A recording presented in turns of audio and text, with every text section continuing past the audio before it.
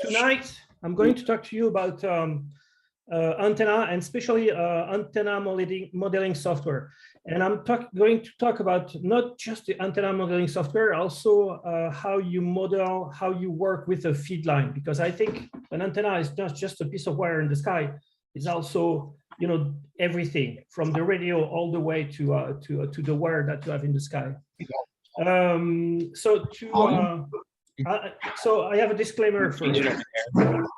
I am not a double E or triple E. I am not. I don't have a PhD in antennas.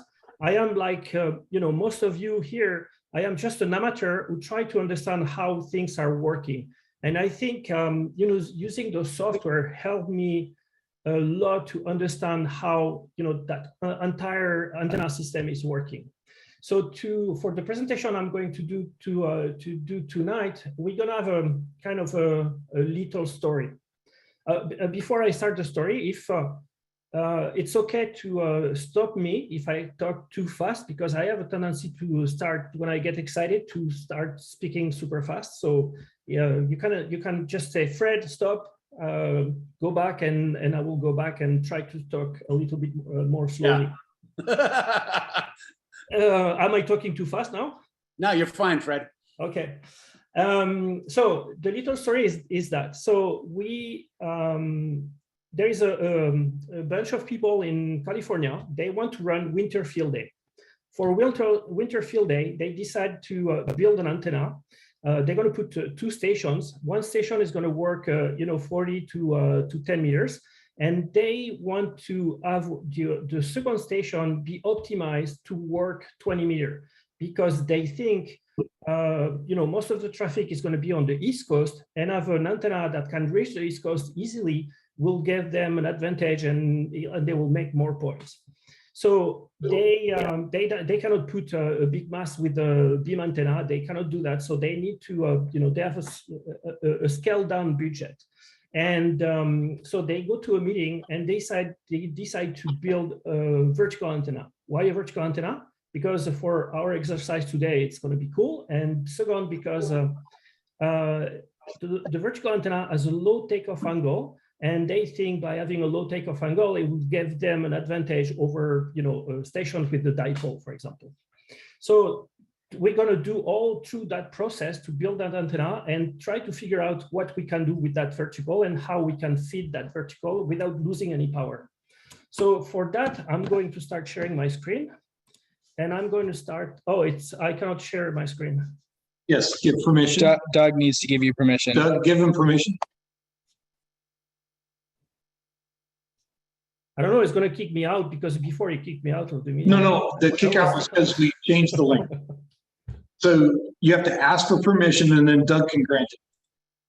Doug should be able to give it without asking. Is Doug here? He's No. muted. He's on mute. Oh, This is why we should be the co-host. we don't have Doug. He went to the bathroom. He did. Okay, Fred, try it now. Okay, I can now. So I'm going to start by, can you see the screen? Yes. Yeah. Okay, I'm going to start by building an antenna. To build, you know, on the antenna modeling software, of course. To build that antenna, I'm going to use a software called Managa. I have the basic version, which is the free one. I'm considering buying the pay-and one, but for what we're going to do today, or for, you know, 99% of the amateur, it's you know, it's good enough. I'm not promoting that software. There's other software. I tried them all. They all have their advantage or you know, drawbacks, but I kind of like this one, and it's, you know, really easy to you know, to start with. So to build an antenna, I'm going to get my drawing tool, and I'm going to build our antenna. So to repeat, we're going to build an antenna that is going to be on 20 meters. So I need to have a quarter wavelength on 20 meters. So the only math I'm going to do tonight is 20 divided by 4. So I need to build an antenna that's going to be 5 meters. So I'm zooming out a little bit. And so can you see the mouse? Yes. Yeah. Okay, so it's the goal today is to follow the mouse. So I am putting my vertical antenna, 20 meter, 5 meters vertical. That's all. My antenna is built. So here I have the, the coordinates of my antenna. So it's 0, 0, 0. So it's in the middle of my 3D plane.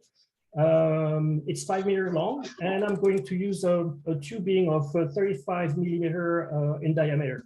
I think it's a 1.2, 1 inch and a quarter or something like that. I mean, it doesn't matter.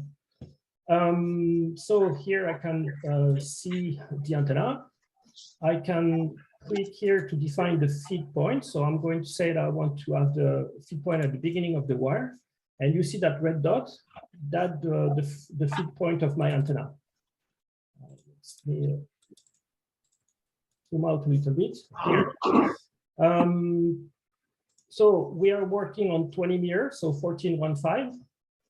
The ground is we're not on in free space, not yet. The ground in California is not perfect, so we're dealing with a real ground. And the ground setup is, the electric is 13 ohm and the conductivity is 5.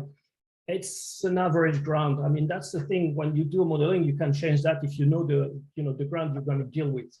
Since it's a vertical antenna, I'm going to click on radials, and I think 8 radial is something that is reasonable to in the morning before when you set up your antenna to throw 8 wires on the ground. It's something that should be pretty easy and quick to do.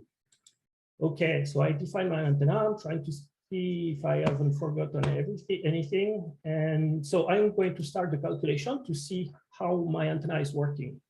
So here I have my first number. If you follow the mouse, you have a 27-degree elevation angle, the takeoff angle of my antenna. I have no front to back ratio. Normal, it's a vertical antenna. There is no, it's not a directive antenna. It's omnidirectional.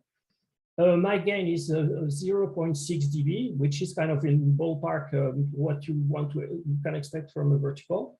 My SWR is 1.39, 1.4. That's because the impedance of my antenna is 35 ohm. So one thing is when you build an antenna, when you set up an antenna, it's going to be extremely rare to have an antenna that is 50 ohm. Even if you put a dipole, the impedance, depending on how high you're going to put your dipole, you're going to have between, if you put it really, really low, you're going to have a 30 ohm all the way to 100 ohm on that dipole. And, if you put it high enough, the impedance is going to be around 70, 75 ohms. So our vertical antenna, typical impedance for a vertical antenna is 35 ohm. So that's cool. I have my antenna, low takeoff angle. That's what I want. I can show you the radiation pattern. So I guess you all know what is a radiation pattern. So here is I'm standing next to the antenna. I'm looking at the antenna. The antenna is vertical here on the right side, on the drawing on the right. And that's correspond to my radiation pattern. My elevation angle. It's okay. We're having a good chatter. Go ahead. Sorry.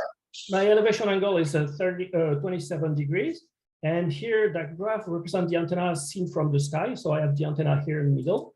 And I am flying over the antenna and looking down. So as you see, I have a non-directional antenna. So it's classical for, there's nothing special for a vertical. So during that meeting with those guys, someone said, hey, Fred, look, here's the antenna. The antenna is we're in California. The US, our contact, they're going to be on that side of the antenna. But the problem is we're wasting all that signal towards the Pacific. Can we do something about that? So we, talk about it a little bit, and we decide maybe we should try to put a reflector, meaning just another pole on the back of the antenna, and see how, what we can get from that. So same thing. I'm going to my drawing board. I'm going to zoom out a little bit more. to see the entire antenna. So here I have my antenna, 5 meters, grab the drawing tool, 5 meters away. I put another pipe. Oops, sorry. So it's a Windows software that I'm running on Mac, so it's a little bit sluggish sometimes. So now, okay. Let's see the geometry. As you can see, I'm 5 meters, minus 5 meters. So 5 meters away, I have another pipe, 35 millimeters, 5 meters long. So I didn't do any calculation or anything. I just put, you know, for a wavelength, 5 meters. For now, I don't care about the length and everything. So that's our antenna. Let's do some calculation and see what we can get from that. So here, now I have a takeoff angle of 24 degrees. I have a front to back ratio of 6, which is pretty good. And I have a overall gain dBi of 4, almost 5. My SWR went up 1.8, and because my impedance went down at 31 ohm. Let's see what we get as a radiation pattern. So that's my radiation pattern. I can see the 3D representation of that. Here's my radiation pattern. If you work with antenna and you look a little bit online, it's something that's going to be familiar to you. So it's kind of cool. So then during the meeting, everyone got excited. As you can see, we're sending way less signal towards the Pacific now. So during the meeting, everyone got excited, and someone said, "Oh, maybe we should put one more element in the front. So like that, it's going to be like a beam, and we can have more gain. So let's see what we can get for if we put one more element." So same thing, drawing tool, and I'm going to draw one more element in the front. So if I were okay, let's do the math on that. Here what I have an elevation angle 19 degrees. So it's very low. It's a good for DX. Something wrong because my front to back ratio went to 0. My gain is a little bit higher.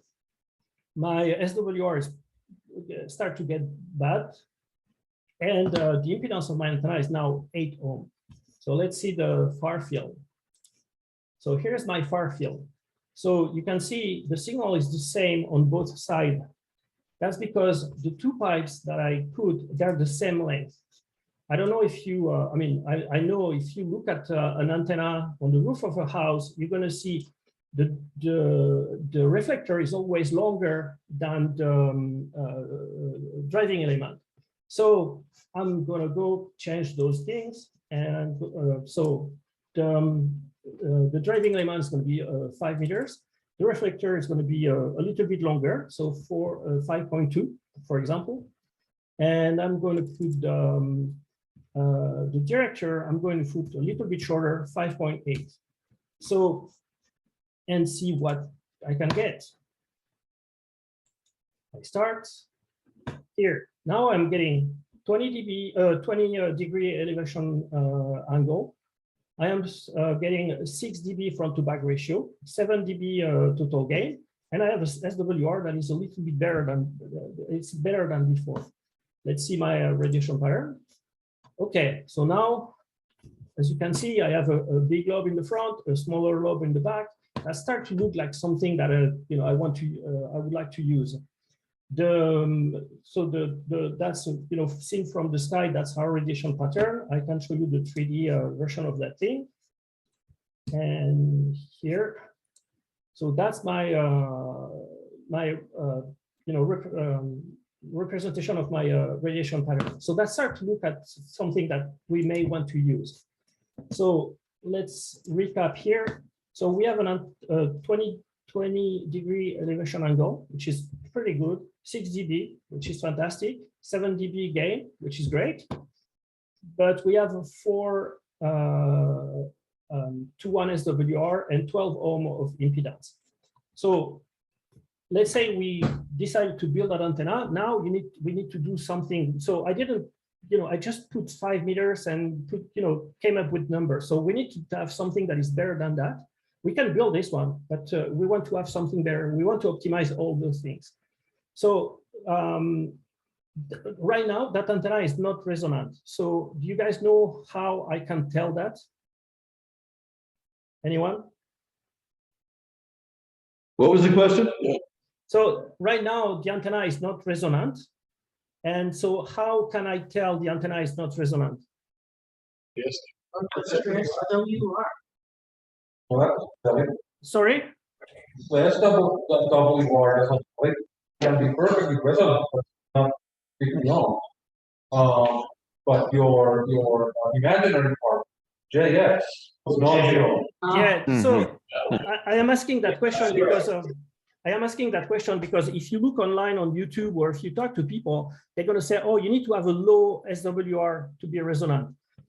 That's wait a minute. That's true, but low SWR doesn't mean you are going to have a SWR of 1-to-1. So if you look at, you can have an antenna that's going to be resonant, and you can have an SWR of 20, for example, or 100, and you're going to still have a resonant point. But people they kind of mistake between. They think low SWR mean SWR at 1-to-1 or 1.2-to-1. Low SWR is when you graph your antenna, you're going to see a dip like that at the resonant frequency, but the dip doesn't mean it's going to be 1-to-1. It can be 20, 25, 50, it can be anything.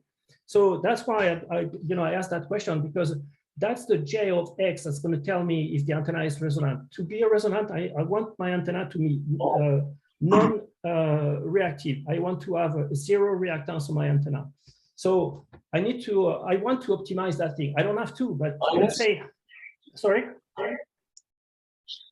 Just trying to read the sign on the. It says, complex. it says Can 20. you zoom that in? Or is that possible? We have no control over No. the percentage. Yeah. He does, we don't. It enlarged the screen. Looks like it's positive. Is it possible? It's possible 20 it's to 20 enlarge the- plus enlarge that? 21.3. We just can't see Yeah, the. that's what it I'm is. sorry, that's I cannot hear anything because it's cutting out and everyone is talking at the same time. Can you, Bigger? Not really. can you zoom in on the screen at all, or is it stuck here? No, it's stuck. It's stuck. Okay. So do you want me to read something for you? Yes, please. So the J of X is 21.36. The SWR is 4.7. The impedance is 12 ohm. The gain is 7 dB, and the front to back ratio is 6 dB. That okay? Thank you. Yes. So now I have an antenna that kind of look like what I want to build, but I need to optimize that thing. So I just put, piece of tubing in the sky, but, I didn't calculate anything. So I'm not going to, there's two possibilities. So I go here into geometry and I change those values here. And I put longer, shorter, I change the spacing between all the things, and I do a calculate again, and until I find something. Or, I am a guy who come from the software industry. I hate to do that, so I rather have the software do that math for me. So what I'm going to do is I'm going to click optimize, and I'm going to give goals. So the goals is I want to improve my gain. One of the goals I want to have is to improve the front to back ratio. But since I want to make sure I'm reaching the East Coast, I want to put a little bit more weight on the front to back ratio. I would like to have an antenna that is resonant. And the SWR, I don't care. I'm going to tell you why. Because when you work with those things, you cannot put everything, 100%, because then you're going to end up with something that is going to be average. So I want to, in that case, I want to have a good front to back ratio, and I will solve the SWR prime somewhere else. So I'm improving the front to back ratio here. I'm asking the software to do that for me. And the SWR, I said, leave it, I will take care of that later. So now I'm going to specify what I want to optimize. and I want to optimize all the elements. So I have 3 elements in that antenna, and if you look here, you see 5 lines. That's because I have my 3 elements plus the spacing between the elements. It's something that can also be changed. So that's why you see 5 elements here. So now I start the calculation. So if you look on the screen, you're going to see the software is trying different combination of length and spacing and things like that until we'll find something that meet the goal that I gave gave it. So it did 93 different iterations. And now what do I have? So I'm going to calculate one more time. So I have a 23 degree elevation angle, which is pretty good. Now I have 17 dB front to back ratio. I have 6 dB total gain. So I lost a little bit of gain from the previous antenna, but I have way more front to back ratio. My SWR is 5, is improved a little bit. And I have 8 ohm of impedance, and my antenna now is resonant because I have 0.1 ohm of inductive reactance. So let's see the far field plot. So that's my antenna now. As you can see, I'm sending way less signal towards the Pacific, way more signal toward the East Coast. So here. So we can continue to fiddle around with the software, try to optimize one thing or another. So I'm going to say, okay, let's build that antenna and figure out how we're going to feed that antenna now. So as you can see here, I have to solve that 5.8 SWR. So what I'm going to do is I'm going to ask the software to do a scan of that antenna. It's the same thing as a scan done by an antenna analyzer. I'm going to start at 13.95 and I'm going to stop at 14.4, and I'm going to get every 2 kilohertz, I'm going to get a measurement. So okay, I'm going to save that into antenna modeling para. Guys, you have your own folder now. And I'm going to save here. So that's going to take, I don't know, 10, 15 seconds. So now I'm going to switch software. And before I do that, do you have any questions? Yeah, I have a question. Hey, Brad. Yeah, go ahead. You want me to So- come closer? All right, so closer to this laptop here. Yeah. So adding the radials was super simple. You just said eight radials, that's it. But it didn't ask like, how do you want to lay them out, where they are. It simply guessed, I think he wants them here. I think he wants them connected to the feed point, which is, could be true or could not be true. So yeah, the radials are going to be connected to the feed point, to the ground or the feed point. I mean, they don't have to be. You could have a passive radial somewhere else. But I know. What? I know. So, but let me something about tell you something about the software. So first of all, the software is the basic version. The basic version uses uses Minineck as a rendering engine. So there is a lot of things that are missing for ground. There is a lot of, so for example, the radials, I choose radials, but I didn't choose the length. It just choose the length by himself. There is a bunch of things that are missing like that. So the pro version, you can choose which neck engine you want to use. You can choose more in more detail the ground. You can choose more things. But the focus now is not, what the software can do or not. I'm trying to demonstrate how easy it is to go and have, hypothesis on how you're going to build something and quickly, simulate and figure out things. So that's the main goal of that. So software, there is other software that you can use. Yeah, this is super fast and quick.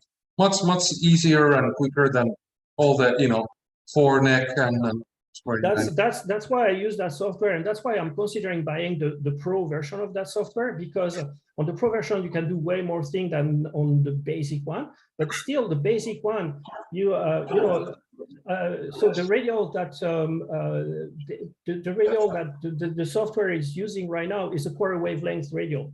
You cannot specify, oh, I have a longer radial on the one side, shorter radials on the other side, etc. If you put an antenna that is going to be not on the ground but elevated, then you're going to draw your radials by your counterpoise by yourself, and you can choose the length of the counterpoise you want to use, and you can also use the optimization to optimize them or not.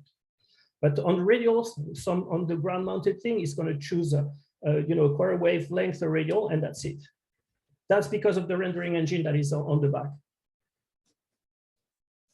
I'm going to stop sharing that screen, and I'm going to share a new screen now.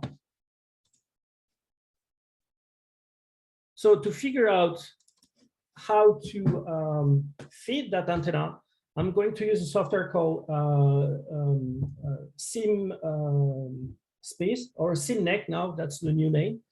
And it's a Smith chart software. So I know when you say Smith chart, people, they freak out and they leave a meeting. So apparently no one left.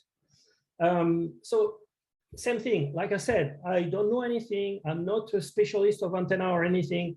And I don't even know how to use, if you give me a Smith chart on paper, I mean, I will struggle to do anything with the Smith chart. The only thing I know here to use that software that I need to know is 4 things. So the first thing is when I'm going to put my antenna, draw my antenna in that Smith chart, I'm going to have, it's going to end up somewhere in that circle. So if the antenna ends up here, where you have that star, and if you look at the bottom right of the screen, that means at that place, I have a SWR of 4.421, and my impedance is 13 ohm, and my inductance is 22 ohm. If the point is here, I have 103 ohm of impedance and 100 ohm of capacitive reactance, and my SWR is 4.3. So that's the first thing that you need to know. The second thing you need to know is my radio is 50 ohm here in the middle. So in the middle here, that means I have a SWR of 1 to 1, and I have an impedance of 50 ohm, and no reactance, no 0 ohm of reactance. So that's why the number is not even showing. Everything that is on that line is going to be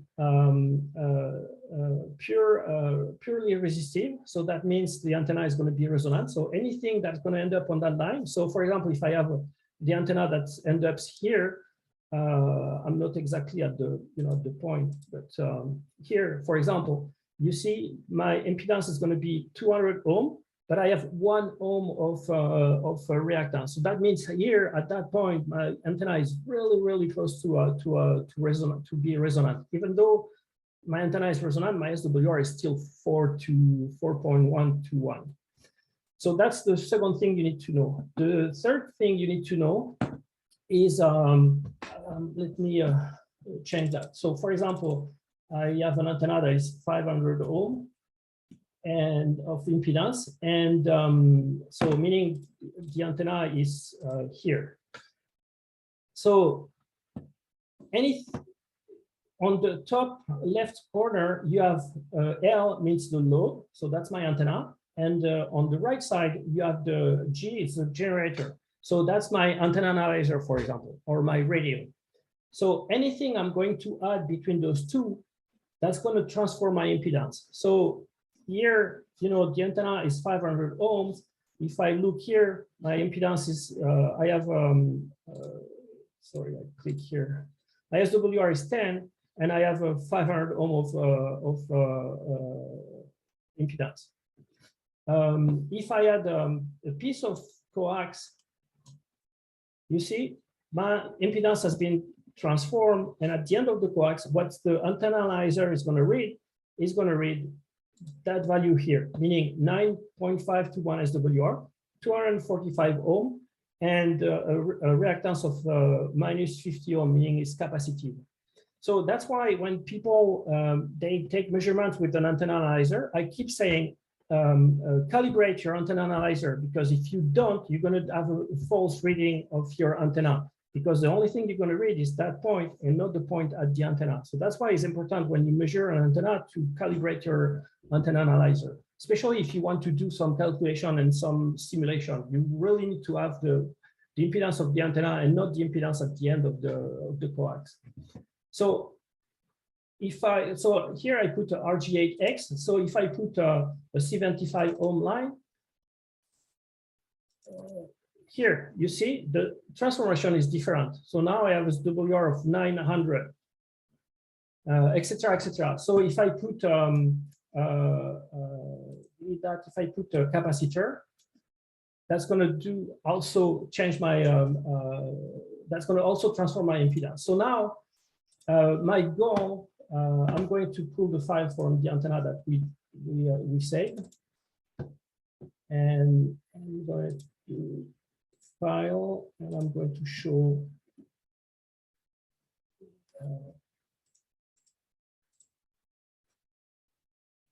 no, that's the sorry, I clicked on the wrong thing. I said file, showing the file and showing the sweep. So that's the sweep we did, the scan we did of our antenna. So we can see the scan, and if you look at that graph here, that's, if you look at an antenna analyzer, that's what we will see on the graph of an antenna analyzer. That's the SWR scan we are getting from that antenna. I'm going to go back to the Smith chart. So like I said, the radio is in the middle. So my goal is to bring that point here in the middle. It's like a game. So I can do, I can use anything that is here to bring that antenna all the way here. So for example, I have an antenna that is 8 ohm. If I add the resistor in series that is 42 ohm, uh, 42. Cool, I achieved my goal. I have my antenna, that's in the middle.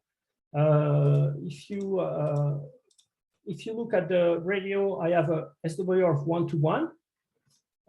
At that point, I have my antenna is 50 ohm. J is, well,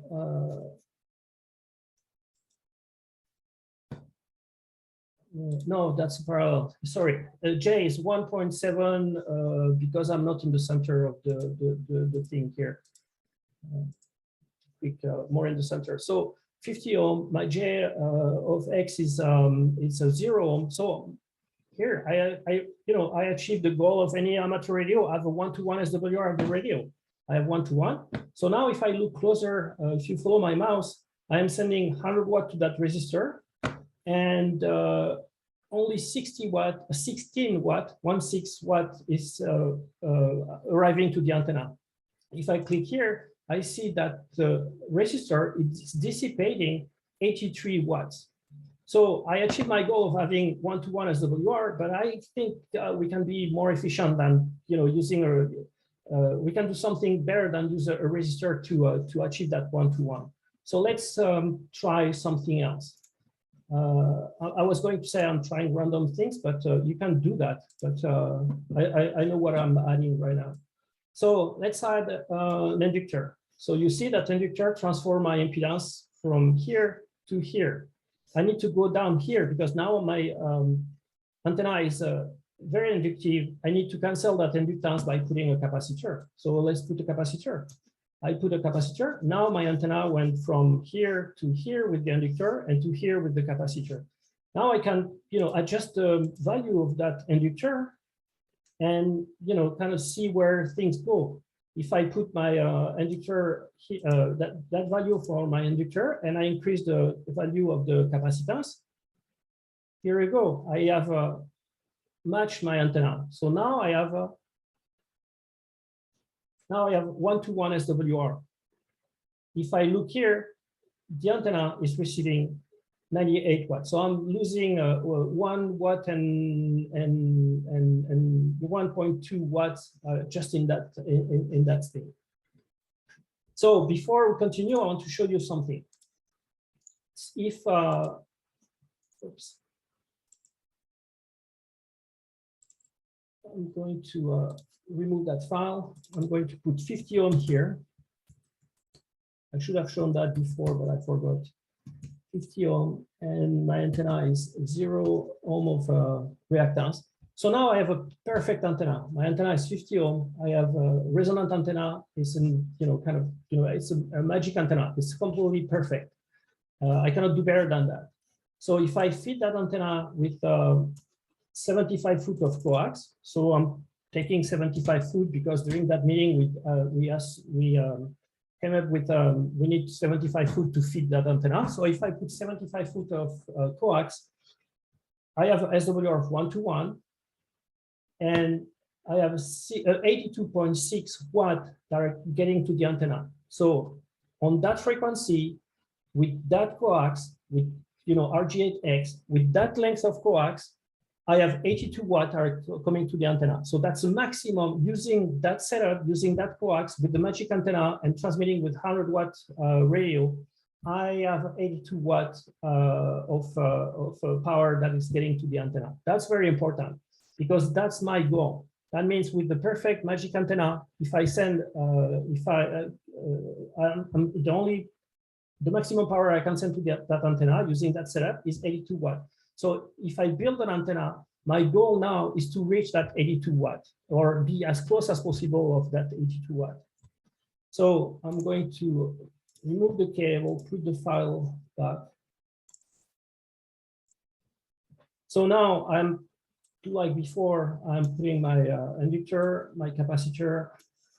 I'm going to figure out the value. So I want to point something. If you had to do that by hand, do the math. It will be math with complex number, and I don't know how to do it. But here I'm figuring out that with with the software I can achieve that. I can figure out those things that are super complex pretty easily, I think. So if I put my coax at 75 foot of RG8X, so I'm feeding that antenna with a 75 foot. So what do I get? 1-to-1 SWR. I have, and at the antenna, I have 81.6 watt that are getting to the antenna. So that means now I have an antenna that has a front to back ratio of 70 dB, I think we had. I have a almost 7 dB gain. The antenna itself has a SWR of 5, but by doing that matching network, I can send all my power or the maximum amount of power to that antenna. So I have an antenna that's going to work great. So now let's say I want to build that matching network. To do that, I need to size the component. So I need to know how much voltage I'm going to have across that capacitor.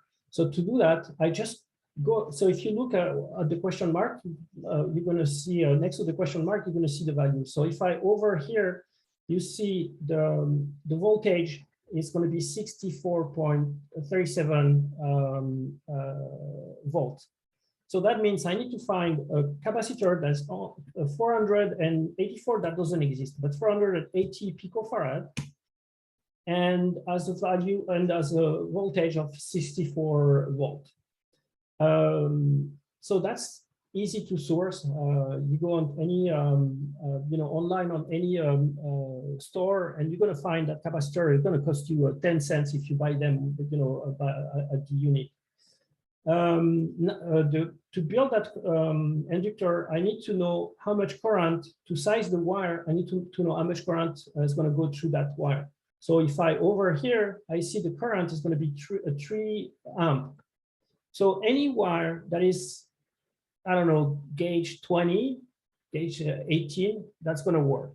But the losses in that inductor, they're going to depend on the Q factor, the quality factor of that inductor. And the more resistance I'm going to have on that inductor, the more losses I'm going to have. So I want to use for that inductor the biggest wire I can find. So if I use a gauge 10, for example, or gauge 6, or some very thick wire, I can increase the Q factor from 200 to probably 400, kind of, without problems, I think. Oops. Sorry, it's 250 something, I think. I lost the value of that inductor. I click on the wrong.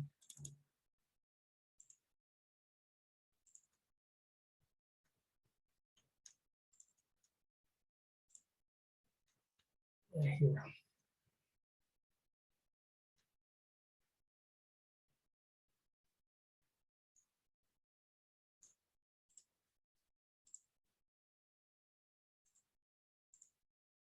I have that big cursor, and I'm getting confused sometimes. So People in the room are saying it's 212 nanohenries. Henries. 215. So if I increase the Q factor by using a thick wire, now I have less losses, and I'm sending 82 watt to the antenna. So remember, before that was 82.6. Now I'm losing only 600 milliwatt by doing that that system. I think it's pretty good. I don't know, but I'm easily satisfied probably. So I can build that thing. I have all the information I want, and all that calculation is done by the computer. I didn't do anything. Like I said, the only thing I did is divide 20 by 4. That's the only math I did tonight. So now I can build that antenna.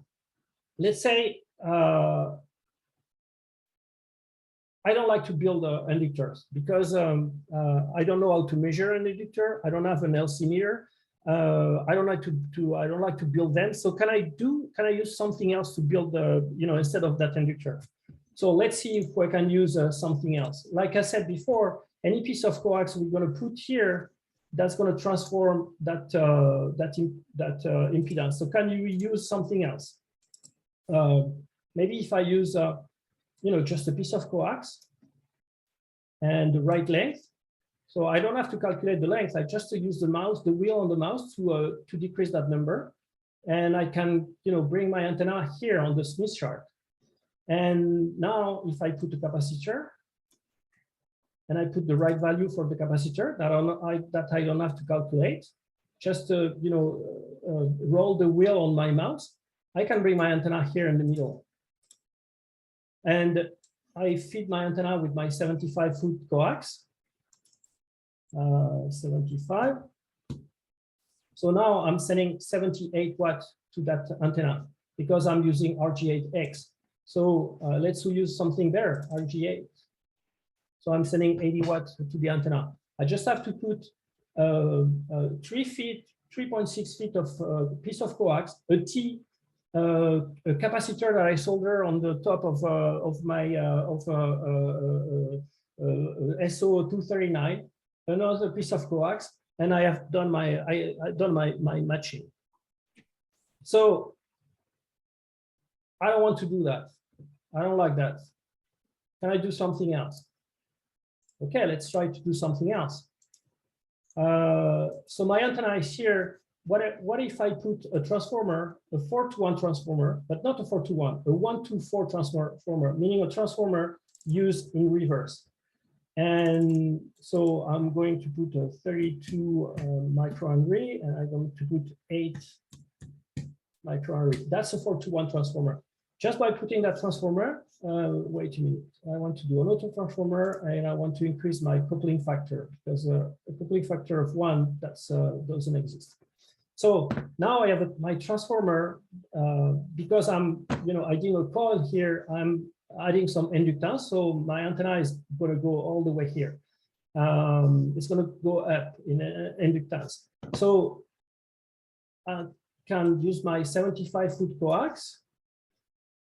What do I get? 75-foot coax. Here I have a 1.921 SWR, which is not good, but I'm sending still 71 watts to the antenna. Okay, the problem is here is my transformer added some inductance. So can I cancel that inductance by using a capacitor? Let's try that. Now I'm putting just a capacitor. Let me figure out the value. Same thing using my mouse. And the best I can do is here. So now I have a 1.1 to 1. I am sending 82 watts to the antenna. So the thing I want to show you here is when you have a problem to solve, you have an antenna, you have a bad matching, it's super easy to figure out how you can solve that problem. You don't have to do any math, you don't have to do anything, you just have to learn how to use just a software. That's kind of the message I want to try to pass along tonight. Is same thing for the antenna. You want to you see an antenna into a QRZ, for example, and you want to see how that antenna will work. On QRZ, they put that antenna at 40 feet. You build that antenna and you put it at 20 feet, because the only thing you can do is 20 feet. Then you can model that thing, figure out the impedance of the antenna, see if you need to do a matching network, see what you can do to make things better. One of my frustration when I started to, in that hobby is I didn't know what was going on. I was, clicking on the PTT of my microphone and I was making contacts, but could I go farther? Is my power going to my antenna? How that thing is working? Is my, how much my SWR is, affecting me? All those questions, is my radiation pattern going in the right direction? All those questions I didn't know how to answer. And thanks to, I am in the software industry. So first thing I did is try to figure out if I can use some software to do that. And thanks to that, I have a better understanding on how all those things are working. One last thing before we go. Is all that thing worth it? I don't know. Let's remove everything. Let's put the 75-foot coax and let's put an antenna tuner on the back of the radio. How much am I sending? I'm sending 62 watts on the antenna, just by doing nothing, putting just an antenna tuner. People are saying, oh yeah, you need to use a better coax because that coax is lossy. So let's put LMR 400. People love LMR 400. So I'm going to use LMR 400. How much am I getting? 76 watts. So now I have all the information I need to decide. I mean, 76 watts. Am I going to make contacts? Yes, I'm going to make contacts. Is it? Am I going to receive? Am I going to be able to listen to people? Yes, I'm going to. The only thing is now I have all the information I need to make that decision. Do I want to bother with that and the tuner is fine, or do I want to do more and try to have a better antenna? So that's basically the point I want to try to make tonight. Is, man, guys, try to use the software. Any questions? Yeah. Yeah, Oh, you come closer.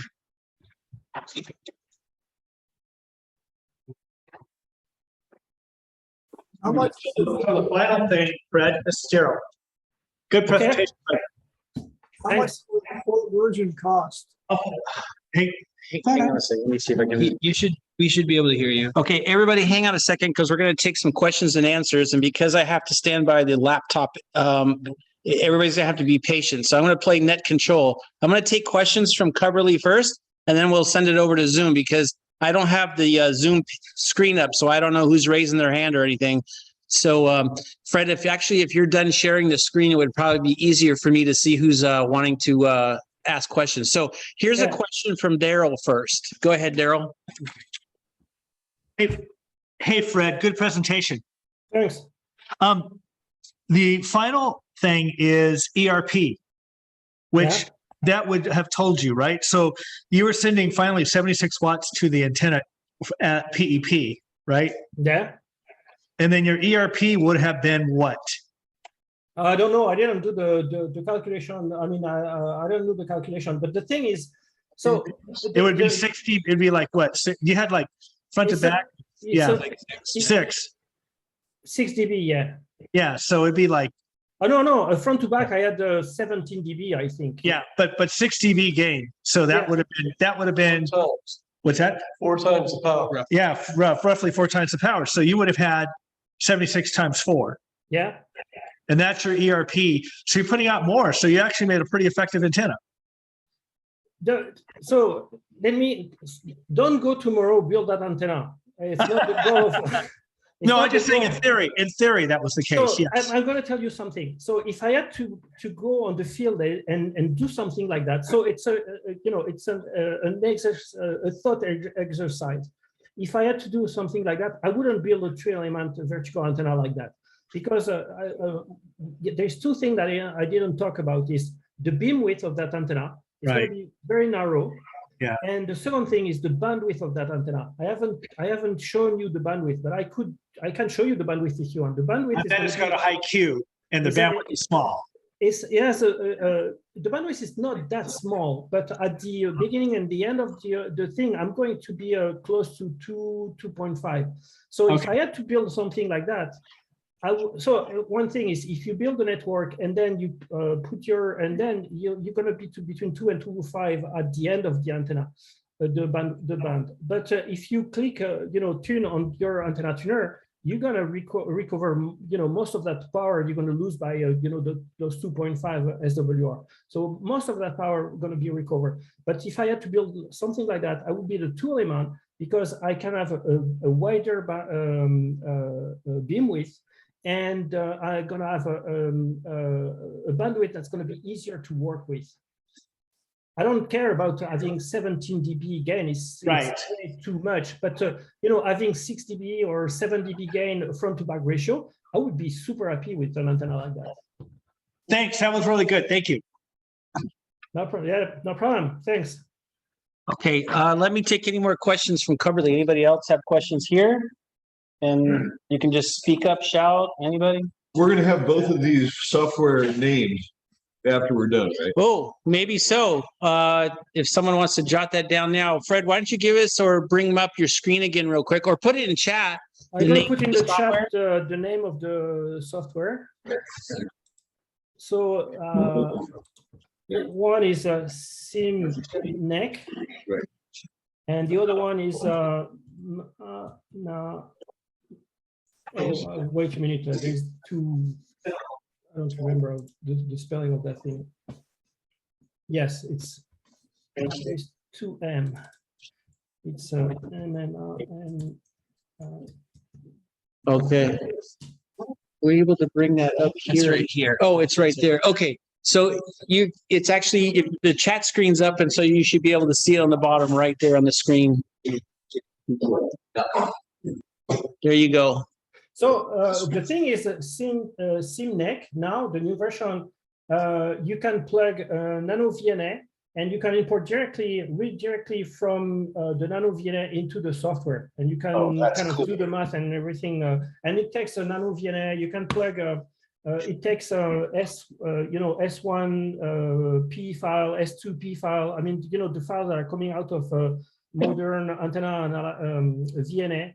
It takes I don't remember which software you can plug. There is a handful of software that you can plug directly, and also but that's way more complex.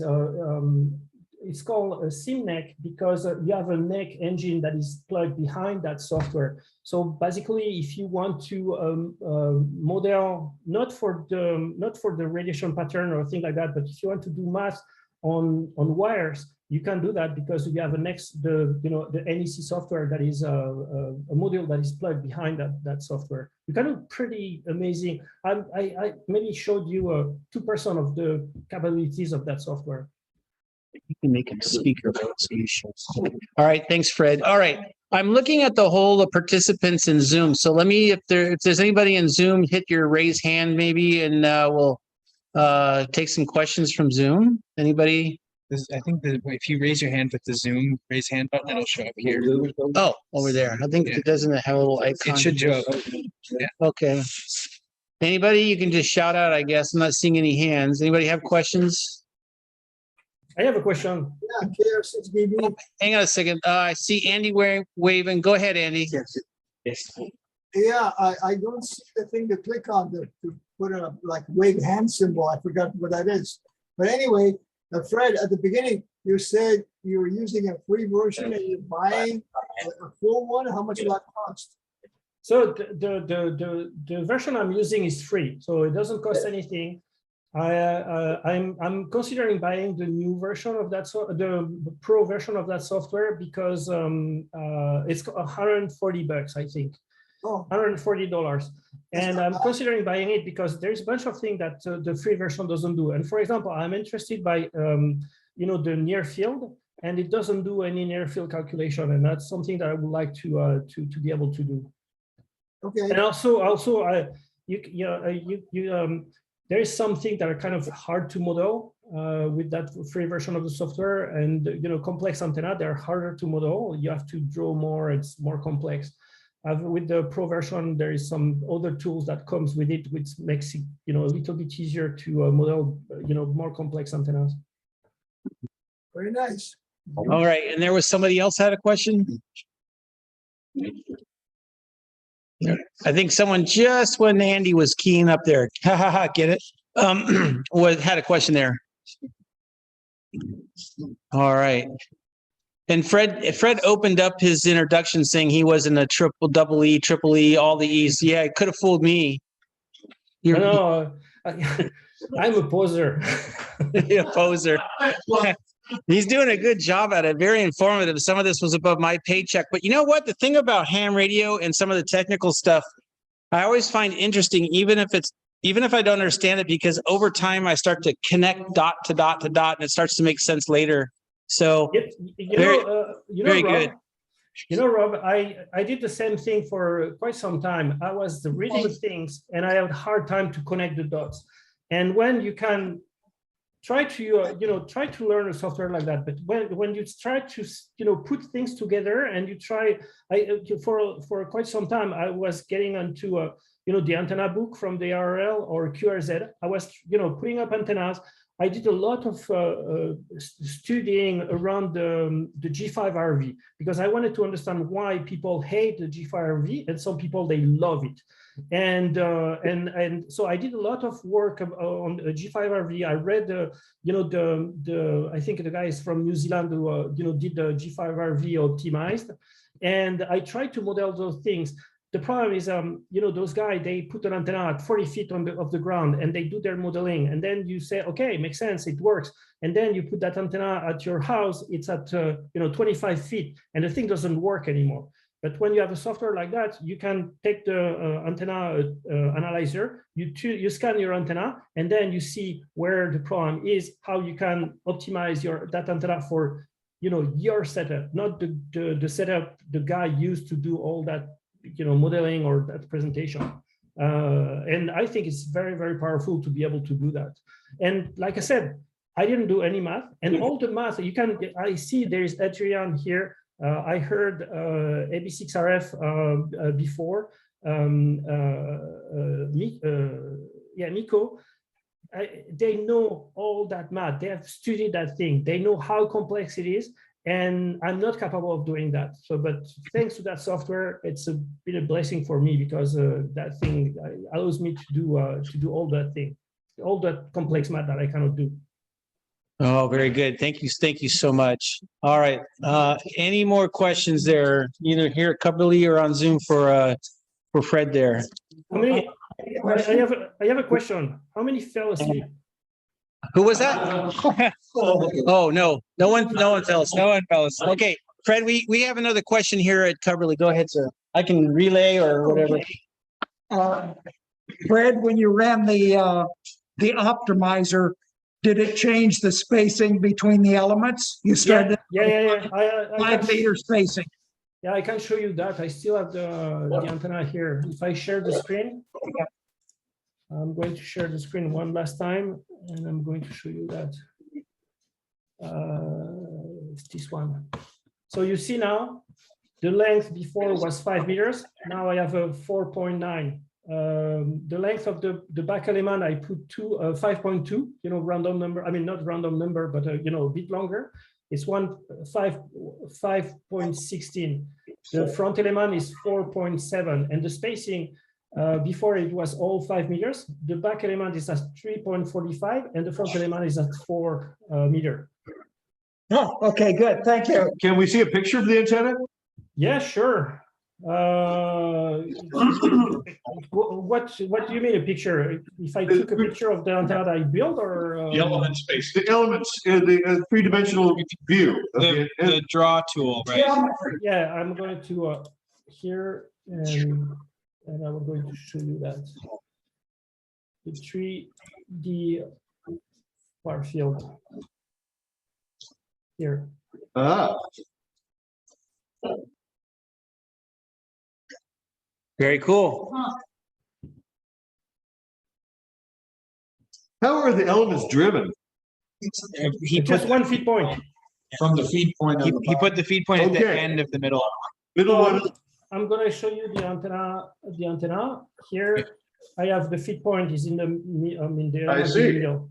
So, but the thing I can do also is you can do more complex things, because here, so here's my source, my feed point. So I set the wire 1 beginning. I can decide to put a second feed point on the wire 2, for example, and phase those 2 elements. So if I have 2 elements, for example, I can phase them and say, okay, to send my signal on the towards the east or toward the west. I can put 4 elements, in the square, and put 4 feed point and do that simulation on, by fitting 2 feed point, depending on the angle of what angle you feed your antenna. You can, kind of see where the signal is going to go. neat. You can do pretty complex thing. It's, even though it's simple, the only thing I wish is if the free version, they didn't use a mini NEC, but they were using at least NEC 2 or something a little bit more robust. But even for things that we do, amateur radio that we do, I mean, that covered 95, 96, 99% of our cases. Hey, Fred, I got a question. Go ahead. Yeah, did you see that you were designing something for Rob to use while he's falling in a parachute? If I use that thing, yes. Are you planning that maybe he would have like a horizontal plastic boom and 3 wires hanging down below his feet? Oh, it wasn't this design. That was a different design. Okay. That would be funny. But the antenna I was using last time is an antenna that's only transmitted, that didn't receive apparently. Well, the last time, yes, but we'll fix that. Any other questions? I have a related question to the last one. Do you know what optimization method or algorithm it's using when you tell it to optimize on all those things? And like, how does it assign that when you assign a weight, how does it decide like what that means? So I don't know. Okay. I don't know. Answer. I think they're doing a kind of a brute force. Okay. They have I mean, not a brute force. They have some heuristics because yeah, I think they have some heuristics somewhere. They to do that. And also the thing is, so if you, one of the things I got kind of confused me at the beginning is I build that antenna, for example, 5 meters, 5 meters, 5 meters. Everything is 5 meters. I do an optimization and I get some result. I want to tweak that optimization, and then but the thing is, the new optimization is going to start from whatever optimization I had before. So then if you do that 2 or 3 times, that's going to screw you over. So if you want to do those kind of things, you need to have a fixed point that you can go back and redo your from that point redo several different optimization to achieve a result. Because if you optimize over optimize over optimize over optimize, you may end up at something that that's going to be weird. If you start an optimization from the same place with the same parameters, is it deterministic? Like, does it give you the same? Yeah. It does. Yeah. Okay. So it's not not stochastic. Hey, Fred, I have a comment. Go ahead, Andy. Yeah, I think in the optimization field, they call that Monte Carlo simulation. Apply different values of different parameters. Yeah. It's a crapshoot. So the thing is, when in the optimization, I didn't show you that, but when you specify the elements, you specify also how much you want to change the elements. You can enter some value, a step and a value. So the more step you're going to put, the longer it's going to, I mean, the more iteration it's going to have. And if you put a very large value, you may end up with something.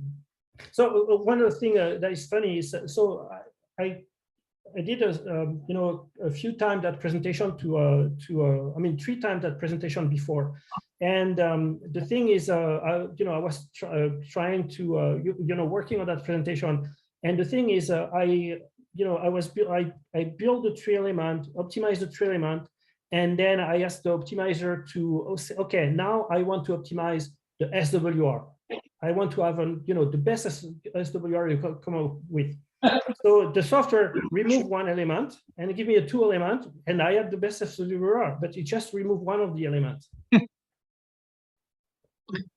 hey Fred, I used the 4NEC2 for the flag antenna to optimize it. Yeah. I think it just randomly moved parameters by itself. I don't think that I could choose a range, but anyway, it worked. Yeah, here, I mean, you don't want the antenna to move too much or things like that. So it gives you, you can specify a range, the maximum value, the minimum value you want, and the step.